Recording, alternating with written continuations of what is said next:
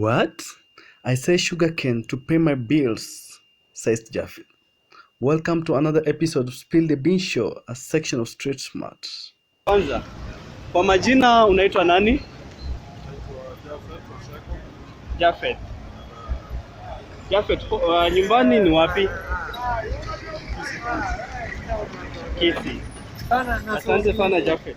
Sasa mimi nakuambia, tungependa kukuuliza pengine hii biashara ya kuuza miwa ulianza lini? Ulianza vipi ndio ukaanza kuuza miwa?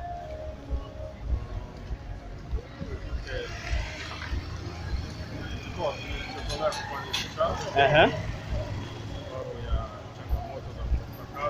Aha. Yes. Ukaamua kujiajiri wewe mwenyewe. Sasa miaka mitano iliyopita ulitoka Kisii kuja Nairobi kutafuta kazi ama ulikuja kwa mtu ndiposa ukafika ukaanza biashara ya miwa? Kwanza moja kwa moja biashara. Aha. Nilifanya kazi za kampuni. Aha. Kazi za kuajiriwa hapa na pale kwa watu binafsi. Naam. Lakini ikafika mahali nikasema acha nianze yangu. Uanze yako. Vile ulivyoanza miaka mitano iliyopita, ulianza pengine na shilingi ngapi? Na kwanza kama capital ya kwenda kununua miwa ndipo sasa uje kuuza. Wakati huo nilianza na Aha. 1,000.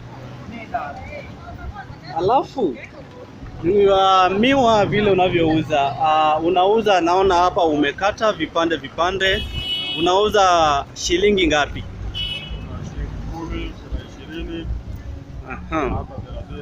So miwa mzima ni shilingi 30, kipande 20 na 10. Sasa kwa mfano kwa kila siku uweza ukauza miwa pesa ngapi? Video unaweza uza miwa. Kwa siku huenda wewe unaleta miwa ya pesa ngapi na unaweza uza pesa ngapi?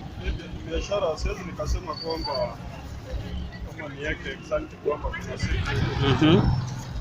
Bayo biashara iko juu ama chini, lakini ile kitu naweza nikasema. Naam. Siku hazilingani. Alafu siku unauza juu. Naam. Unauza chini. Sasa biashara inategemea jua. Hali ya anga. Wakati jua iko kali. Aha. Watu hula miwa sana. Watu hula miwa kwa wingi. Naam. Na watoto watatu. Naam. Kama wewe mfanya biashara, ni challenges gani umepitia hasa wakati huu? Wakati ya kwanza ilianza saa moja. Sasa na kulingana na hii biashara yangu, hiyo saa moja ndio sasa naanza biashara. Naam. Na unapata ndio nastahili sasa niondokee pitia mji. Naam. So kumaanisha moto ya kwanza. Aha, so kumaanisha huo wakati wa corona hukuweza kuuza vizuri. Sikuweza kuuza vizuri. Naam. Naam. Kiasi ya kwamba unafinyika kivingine. Kweli. Changamoto pengine nyingine unayokumbana nayo kila siku katika biashara yako? Tangu hiyo miaka mitano. Naam. Ile bei tulikuwa tunauza kama ni 20 na nimeweka hivi. Naam. Hiyo bei ndio inatembea. Aha. Sasa hata kama umeenda sokoni umenunua na bei kali. Aha. Ndio kuelezea mteja kwamba leo nauza 30. Naam. Unasema kwamba leo wao umefikia. Kweli. Lakini kweli ni kwamba changamoto zipo. Kweli kabisa. Sasa wewe kama kijana shupavu, ni vipi utakavyoweza kuambia vijana hasa wale ambao wenye wako mtaani na wanalalamika kuwa hakuna kazi? Ile kitu ninasema. Naam. Vijana wengi. Naam. Hata penye mtu anaishi. Naam.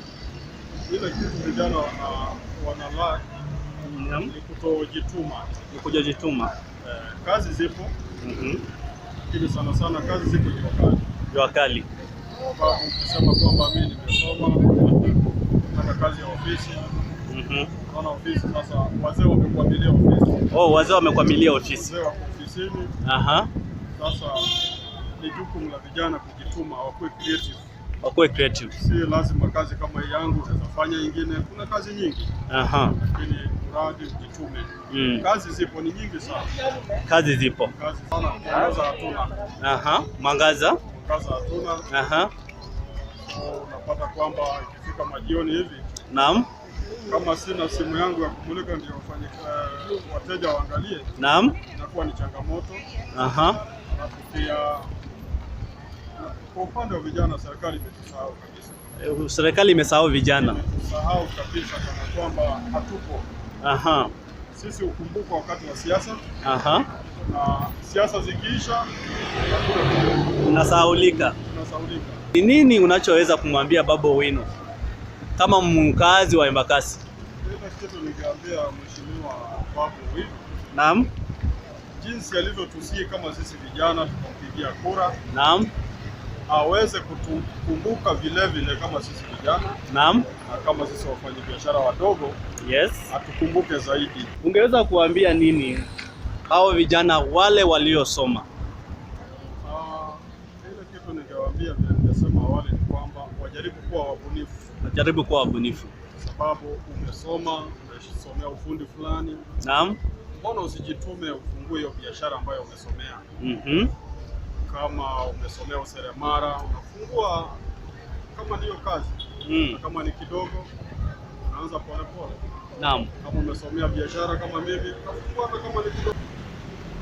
Masuala haya ya biashara nimesomea kidogo. Naam. Zingine ndogo kama udereva. Naam. Sasa wewe ni dereva na pia umesomea biashara. Ni kiwango kipi kikuu cha kimasomo ulichokihitimu?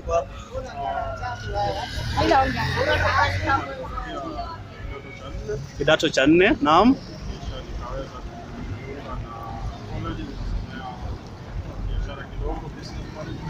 Business management. Naam.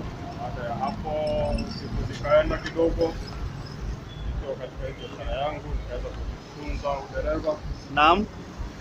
Masuala mengine kama vile kuna mengine sijasomea lakini umesoma kimaisha. Kimaisha. Naam. Kuna experience ya kuweza kufanya hata kama ni kazi ya hoteli. Aha. Sitasema kwamba sijasoma, nimesoma. Vile changamoto za kimaisha inabidi kwamba hautakaa ukisema kwamba unataka hiyo kazi ambayo umesomea.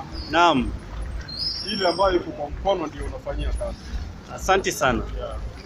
Sasa bwana Jaffer, tunashukuru sana kwa muda wako, na hapa ni Spill the Beans Show. Hapa tunaangazia masuala ya vijana kupata kazi na kutolalamika, kujituma. Asante sana bwana Jaffer. Tunashukuru zaidi. Asante. In Spill the Beans Show, we break stories to build hope. Just like Jaffer, who makes a living out of selling sugarcane, so you can. He maintains 3 children, wife, and pays bill. Remember to subscribe to our channel and support us. I have been your host, The Village Boy.